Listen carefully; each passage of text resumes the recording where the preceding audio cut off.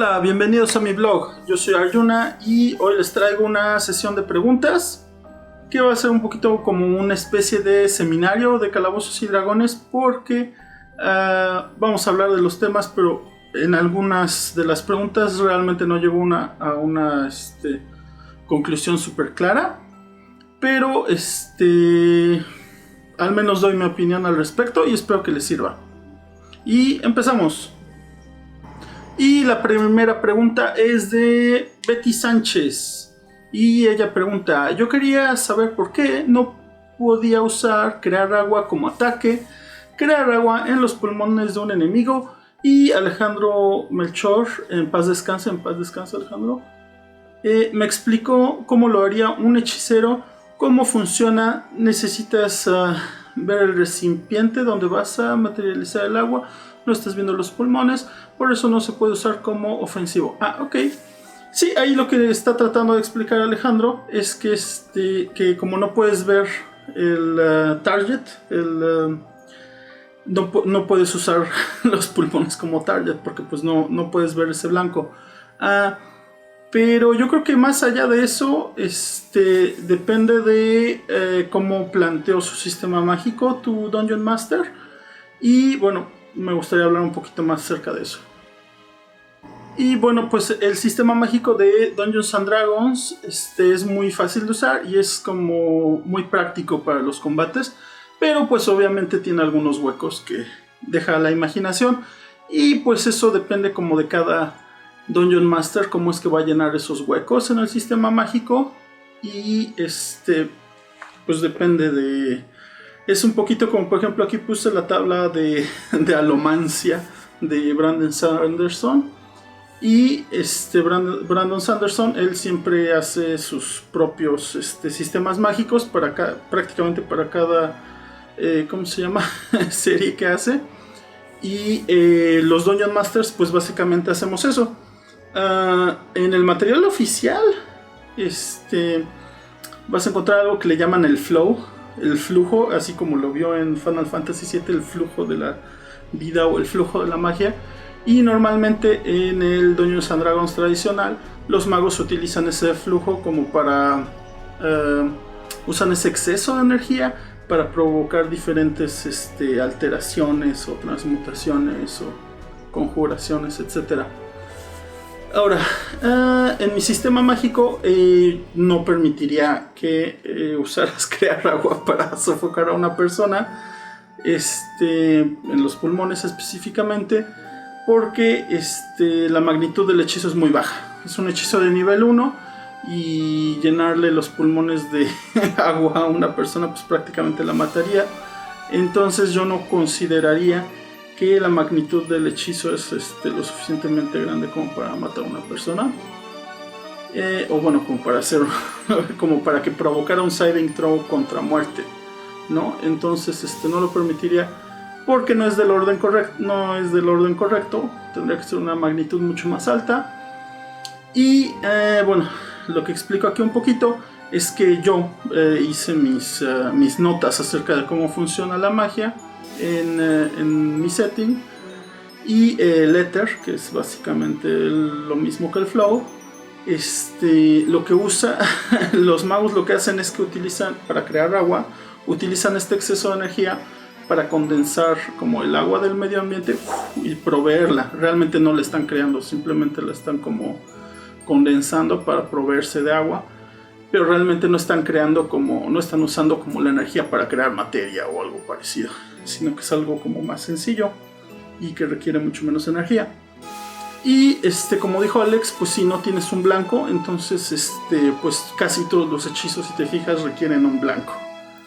Y entonces pues al no tenerlo visible, pues no lo puedes utilizar, porque si no pues pues estaría completamente roto el hechizo. ¿Para qué conjuras agua dentro de sus pulmones cuando lo puedes hacer en el domo de su cráneo o algo así? Entonces pues hay que definir algunas reglas y definir cómo se van a manejar, etcétera. Por ejemplo, no lo sé, por ejemplo, para mí la conjuración es un poquito como en Terramar, o sea, es como una mezcla entre magia temporal, ¿no? Así como espacio-tiempo, etcétera, con el que llamas a una criatura que está en otro espacio hacia aquí, etcétera. Entonces, espero que eso resuelva tus dudas. Depende totalmente de cómo es que va a adaptar tu Dungeon Master el sistema mágico. Y la siguiente pregunta es de mi amiga Wendy de Marín, y ella pregunta: yo no he podido jugar mucho porque no hay con quién. Sí, normalmente es difícil conseguir jugadores. Así que mi pregunta sería: ¿usted actúa sus hechizos y cómo los crea? En mi caso, en la partida con mis amigos y en algunos videojuegos de rol, siempre escojo a druidas. Lo sé, soy novata. Pues no, de hecho druida es una clase bastante avanzada. Creo que para novatos sería mejor algo así como un fighter campeón. No haces nada más que dar espadazos. Pero bueno, entonces aquí vamos a ver la pregunta. Ok, ¿cómo actúan sus hechizos? Sí, claro. Pues sí, hay quien lo hace y hay quien no lo hace. Vamos a ver. Bueno, pues eso va a depender de los sabores mágicos que le quieras dar. Aquí tengo la ilustración de dos actores de doblaje que se llama, bueno, de doblaje de voz quiero decir, que se llaman Liam y Sam Riegel. Y ellos dos son muy famosos, son de Critical Role, probablemente ya te los topaste en algún lugar o hay como 1000 GIFs de ellos, etc. Y se han vuelto la cara de Dungeons and Dragons básicamente en los últimos años. Y aquí está, quería dar como ejemplo a Sam. Sam interpreta a un bardo en la primera campaña y él siempre canta antes de utilizar un hechizo, ¿no? Y normalmente hace parodias de canciones que tienen que ver un poco con el hechizo. Por ejemplo, recuerdo una vez que utilizó Mordenkainen, Magnificent Mansion, que básicamente abre una puerta hacia una mansión en otra dimensión, y estaba cantando Let My Love Open the Door. y estaba cantando let the Skeleton open the door o whatever. Y entonces, pero bueno, él porque pues es un cantante profesional, a lo mejor tú no te sientes tan cómoda cantando, pero ese es un estilo, ¿no? Dentro del juego él cantaba y utilizaba el hechizo. Y junto está Liam, y Liam usa otro, lo hace de forma diferente, lo hace en metajuego. Él casi siempre dice como, no lo sé si va a utilizar Fireball, dice, tomo una bola de sulfuro con guano de murciélago y entonces la lanzo y uso el hechizo Fireball, ¿no? Entonces, pues depende del estilo. Ahora, yo por ejemplo, en una campaña, me acuerdo que estaba utilizando me acordaba como el estilo de Arx Fatalis, un videojuego en el que trazabas como una runa y decías una palabra y así usabas el hechizo. Entonces dentro del juego pues hacía eso, ¿no? Hacía como, no me acuerdo ahorita, como Yota, por ejemplo, Yota, y utilizaba el hechizo, ¿no? Entonces decía algunas de las runas y utilizaba el hechizo. He visto a gente que utiliza como latinismos estilo Harry Potter, pero pues todo es válido, ¿no? O sea, incluso ahí decía como de, sí, si quieres hacer como, no sé hacerlos, como sellos estilo Naruto o lo que sea, es perfectamente válido hacer ese tipo de componentes somáticos y verbales. Y pues básicamente como te sientas cómoda o cómodo. Entonces espero que eso resuelva un poquito de tus dudas. Ningún Dungeon Master que he conocido alguna vez me ha exigido los componentes verbales y somáticos, pero definitivamente es un plus hacerlo y le da mucho sabor al ambiente. Y vamos a ver la siguiente pregunta. Y la siguiente pregunta es de Diego Rodrigo Díaz. Me gustaría saber tu opinión. ¿Qué es más importante para el desarrollo o expansión de un juego de rol de este tipo? ¿La creación oficial de nuevos sets y apoyos del juego por parte de las empresas o el homebrew de los masters y jugadores? ¿Y hasta qué punto ¿Es válido o necesario apegarse a las reglas de base? Ok, esto es una pregunta muy importante. Lo cual nos lleva a este viejo debate de contenido oficial contra el homebrew o el juego casero. Yo creo que el material casero es como 10,000 veces más importante que el oficial, porque todo es acerca como de la autenticidad de algo, la originalidad artística, porque aquí realmente lo que estás haciendo es actuar a una escala mayor o menor, pero creo que lo más importante definitivamente es el juego casero. Es muy importante porque normalmente buscamos eso, buscamos creatividad, buscamos originalidad, etc. Por ejemplo, si tuviese un cuadro de la Mona Lisa, seguramente el cuadro de la Mona Lisa seguramente vale millones y millones de dólares, pero si tengo una réplica exacta del cuadro de la Mona Lisa, pues no vale nada, ¿no? Porque es una réplica, porque no es el original, porque no tiene ese valor histórico. Aunque fuera una réplica prácticamente perfecta, a nadie le importaría y no tendría ningún valor. Entonces yo creo que pasa un poquito lo mismo, que realmente cuando estás usando contenido oficial estás usando como la obra de alguien más, no es tu obra, por así decirlo. Pero pues en mi opinión, pues es muy buen lugar para empezar el contenido oficial, y además es divertido porque sigue pues una narrativa que ha tenido Calabozos y Dragones durante años. Entonces pues es interesante conocer esa narrativa, es un buen lugar para empezar, y es material muy muy divertido y que tiene mucho valor de producción y que sin duda vale la pena jugar, sobre todo pues cuando estás empezando. Y en cuanto a las reglas básicas, yo creo que sí es importante apegarse a las reglas básicas, porque no siempre vas a jugar con las mismas personas. Entonces sí es bueno que haya como un estándar entre todas las mesas que hay de Calabozos y Dragones. Y yo creo que sí es muy importante también que el Dungeon Master te diga qué es lo que está usando o qué es lo que no está usando, cuál regla va a modificar, cuál regla va a romper o qué regla va a crear, etcétera. Sí es muy importante que él te diga qué es lo que está haciendo, y definitivamente es el juicio del Dungeon Master. El Dungeon Master dice si se apegan o no se apegan a una regla, pero nunca está de más que te diga qué es lo que está haciendo, ¿no? O sea, qué es lo que está manejando de manera diferente, etcétera. Y vamos a verla, espero que eso responda a tu pregunta, y vamos a ver la que sigue. Y mi queridísimo amigo Daniel López pregunta: ¿qué es mejor, un dado de 12 o 2 dados de 6? Y bueno, pues pues ahí vamos. Ok, pues la sencilla razón por la que 2 dados de 6 son superiores a un dado de 12 es, en mi humilde opinión, es que en el dado de 12 te puede salir 1, y en 2 dados de 6 pues nunca te va a salir 1, entonces siempre vas a hacer más daño con 2 dados de 6. Y más o menos aquí en las gráficas te muestro más o menos el promedio.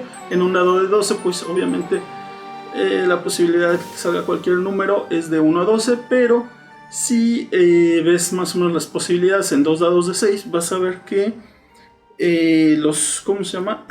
Los valores van a ser como van a ser un clúster de piramidal en pues justo en la mitad, ¿no? Entonces podemos ver que el valor promedio es de 6.5 en un dado de 12, y podemos ver que en 2 dados de 6 el valor promedio va a ser de 7, lo cual pues es relativamente superior. Bueno, bastante superior.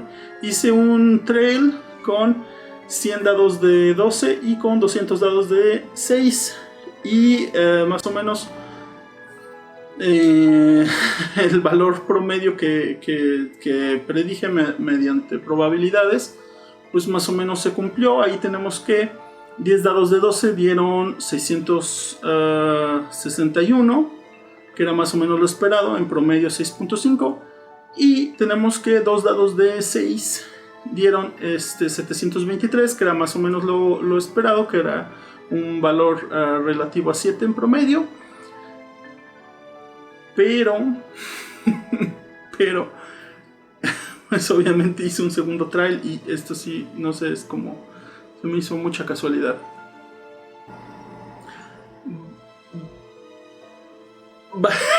No sé ni qué decir. Básicamente en el segundo trial que hice obtuve 663 lanzando los 200 dados de 6 y obtuve otra vez 663 lanzando los 100 dados de 12. Fue una cosa así como rarísima. Dije, bueno, pues era algo muy improbable, creo yo, pero pero bueno, yo creo que era algo un poquito improbable, pero obviamente pues no es imposible y y saqué exactamente lo mismo lanzando los 200 dados de 6 y los 100 dados de 12. Entonces, pues no sé, ahí como que se rompió la matemática con las probabilidades, no sé, pero pues definitivamente yo creo que deberías de ir por los 2 dados de 6 porque sí, nunca te van a dar uno. Pero sí, no, pues sí fue algo bastante curioso este resultado. Espero que responda a tu pregunta.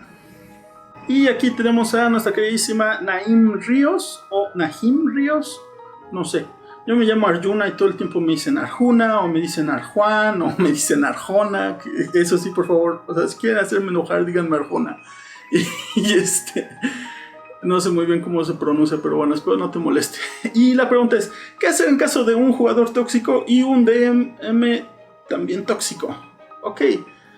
Entonces, suponiendo que estás en la situación en la que estás jugando con un jugador tóxico y un Dungeon Master tóxico, y pues sí tienes que evaluar un poquito tus amistades y sobre todo evaluar, ¿tienen una conducta tóxica en Calabozos y Dragones o la tienen todo el tiempo?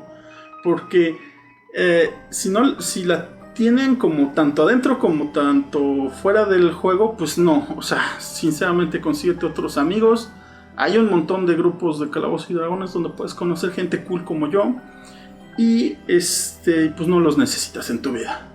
Ahora, si son tus amigos y están teniendo como conductas tóxicas específicamente durante el juego, pues entonces sí habla con ellos y dile, oye, ¿sabes qué? Es que tú y Juanito pues siempre ponen el ambiente pesado y sí puedes como, pues son tus amigos, entonces supongo que puedes hablar con ellos, pero si su conducta tóxica no se limita a la mesa, entonces pues sí, mejor consigue otros amigos. ¿Para qué batallar? La vida es muy corta y hay un montón de gente interesante y buena onda allá afuera, entonces pues sal a buscarlos. Y espero que eso responda un poquito a tu pregunta. Y luego tenemos esta pregunta de Iván ZM y Yael Arturo Iglesias, que más o menos no son la misma pregunta, pero más o menos van por ahí. Me pregunta mi amigo Iván ZM, ¿cómo se compone un turno? Básicamente, yo he jugado 2 misiones y cuando es mi turno, en este caso con un monje de nivel 3, me preguntan qué hago y solo ataco una vez y ahí termino mi turno porque no sé qué hacer, jajaja. Esa es la pregunta que puedo hacer y que no en tu turno. Ah, ok. Espero me respondas porque sí veo tus videos, gracias. Y luego está la pregunta de Yael Arturo Iglesias que dice, ¿cómo sé cuando tengo un turno de bonus o algo así? Entonces básicamente están preguntando un poquito lo mismo, entonces vamos a ver un poquito el slide. Entonces ahora vamos a hablar un poquito acerca de la economía de acciones. Entonces básicamente aquí está esta hojita, si quieren voy a tratar de acordarme de ponerles la liga ahí abajo en la descripción. Y básicamente cuando es tu turno, bueno, a ver, empecemos mejor por el round, ¿no? O sea, cuando es un round son los turnos de cada participante o actor dentro del juego, ¿no? Entonces, el orden en el que va el round obviamente se define por la iniciativa. Entonces todos tiran iniciativa, se ordena cómo va a ir el round, etc. Y entonces pues ya llega tu turno. Y entonces en tu turno tienes básicamente, como podemos ver aquí, tienes como básicamente 5, digamos que tu acción o lo que vas a hacer durante tu turno se divide como en 5 etapas. Y la primera etapa es el movimiento y una acción de movimiento se puede realizar básicamente como tú quieras. puedes moverte de acuerdo a tu velocidad. Por ejemplo, te puedes mover 30 pies, ¿no? Entonces, si quieres, puedes moverte 10 pies, hacer tu acción, hacer cualquiera de los otros dos pasos, el 2, el 3, el 4, el 5, y moverte otros 10 pies, y después hasta el final de tu turno moverte otros 10 pies, etc. Si tienes que aprender a utilizar el movimiento en batalla, porque sí lo puedes usar de forma táctica para obtener ventajas. Por ejemplo, si usas la mitad de tu acción de movimiento, te puedes tirar al piso, y eso es muy bueno porque le da desventaja por ejemplo, a un arquero que te está disparando. Obviamente alguien que te está atacando con una arma de rango lejano, va a obtener desventaja contra ti. Entonces te puedes tirar al suelo, por ejemplo, utilizando la mitad de tu acción de movimiento, es decir, utilizando 15 de tus 30 pies. Y pues te sirve mucho, te tienes que posicionar con los enemigos, etc. Recuerda que puedes provocar un ataque de oportunidad si entras y sales del rango de ataque de un enemigo que esté a menos de 5 pies de ti. Puedes generar un ataque de oportunidad, entonces tienes que tener cuidado con eso.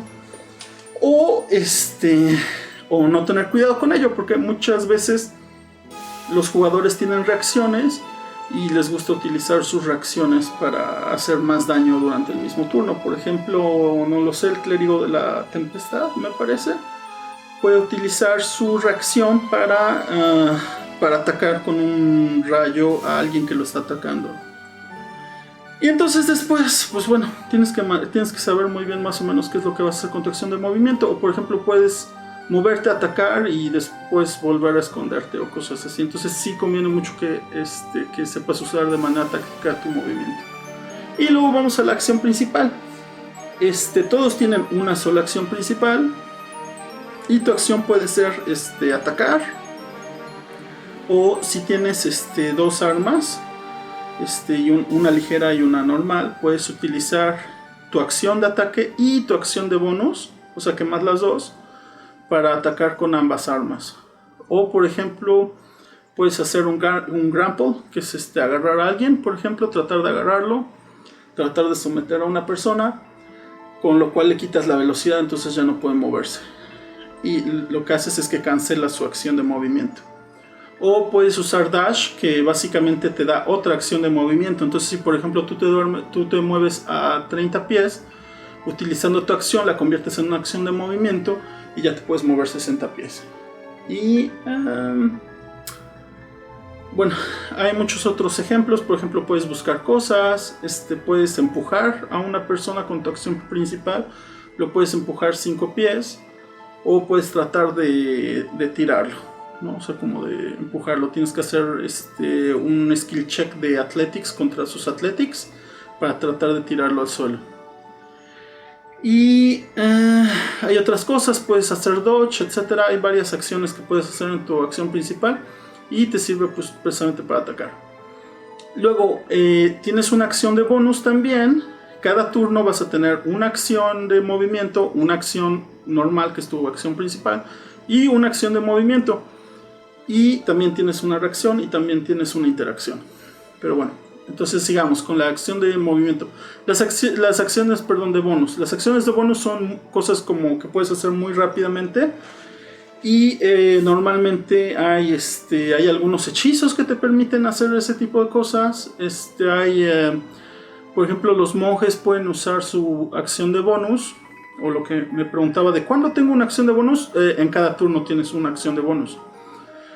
Y entonces en tu acción de bonus, pues puedes hacer lo que se te da la gana. Por ejemplo, el monje tiene la habilidad esta de Step of the Wind, que le da más movimiento si utiliza una acción de bonus. O por ejemplo puede usar Flurry of Blows para hacer 2 ataques con una sola acción de movimiento, gastando un punto de ki, por ejemplo. Y básicamente eso es. Hay hechizos que también son muy rápidos, como por ejemplo Spiritual Weapon, solo requiere una acción de bonus, por ejemplo. O el Sorcerer puede utilizar metamagia para convertir cualquier hechizo que normalmente costaría una acción en una acción de bonus. Entonces después tienes la reacción. La reacción normalmente sucede Cuando alguien te ataca o... Bueno, normalmente la reacción te va a decir qué es lo que puedes hacer. Entonces, durante la reacción, cosas como populares que hacen es utilizarla para hacer un ataque de oportunidad. Entonces, por ejemplo, si dos personas pasan como corriendo enfrente de ti, puedes utilizar una de tus reacciones para atacar a una de ellas, porque solo tienes una, no puedes atacar a ambas, ¿no? Porque en ediciones pasadas sí ambos generarían ataque de oportunidad, pero aquí solo tienes pues una reacción, entonces tú decides cómo lo utilizas. O por ejemplo, pues Counter Spell, que ya decía es muy popular también utilizar Counter Spell durante tu reacción. Y luego tienes una interacción que es como por ejemplo cosas muy sencillas como hablar, como por ejemplo decirle a alguien, oh salta, o quítate, o huyamos de aquí, o etcétera, ¿no? Cosas muy muy simples. O por ejemplo, normalmente la interacción se utiliza para sacar tu arma. Y vamos a ver un poquito, vamos a entrar un poquito como en materia del Monk, porque me preguntabas cómo podías, cómo podías usar tus acciones con tu Monk. Y pues vamos a ver. Entonces, ahora vamos a ver cómo atacar con un monje de nivel 3, porque pues, me preguntabas como, ¿qué es lo que puedo hacer? Entonces, vamos a ver. Lo que yo haría con un monje de nivel 3, porque tienes Flurry of Blows, por ejemplo, si quieres atacar a alguien, sería usar mi acción de movimiento para acercarme a esa persona. 2, utilizar mi acción para golpearlo. 3, utilizar mi acción de bonus con Flurry of Blows para atacarlo 2 veces más y gastar un punto de ki. Tienes 3 puntos de ki, entonces nada más gastas 1 y tienes 2 ataques.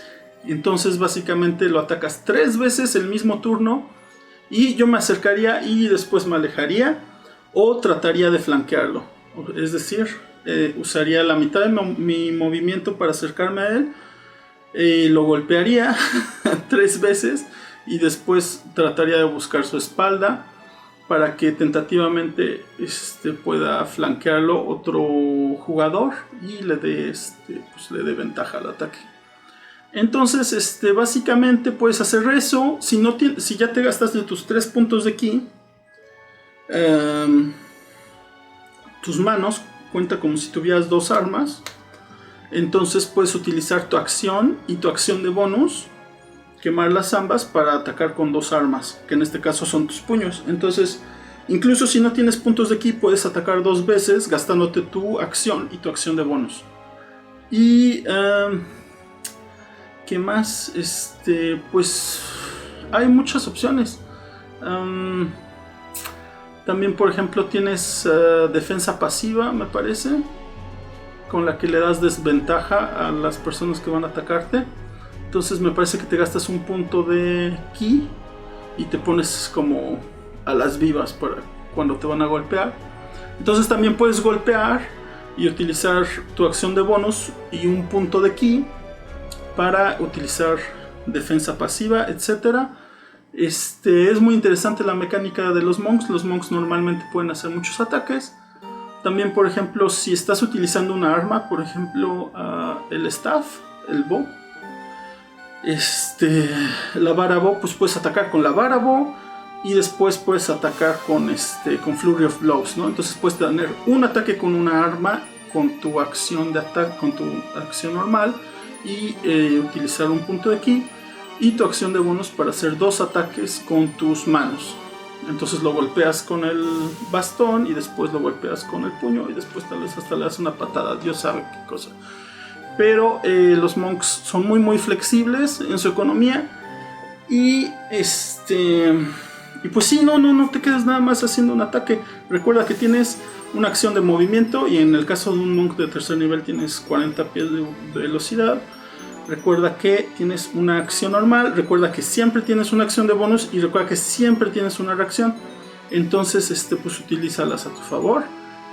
Y recuerda que también tienes una interacción. Entonces te dejo la hojita ahí. Más o menos ahí puedes ver las cosas que puedes hacer. Como por ejemplo también puedes poner una acción en ready, etc. Para utilizarla fuera de tu acción.